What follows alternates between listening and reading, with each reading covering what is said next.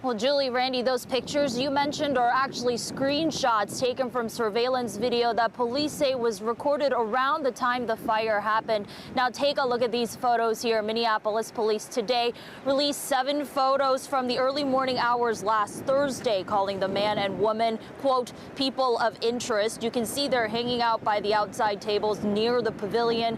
Minneapolis Police Sergeant Darcy Horn says the two were there for about 30 minutes. Police also released 2 photos of a car seen in the area that may also be connected to the 2 individuals. Horn says arson investigators are now looking into the case. And you'll remember originally lightning was said to be the likely cause of the fire, and police say fire investigations are complex.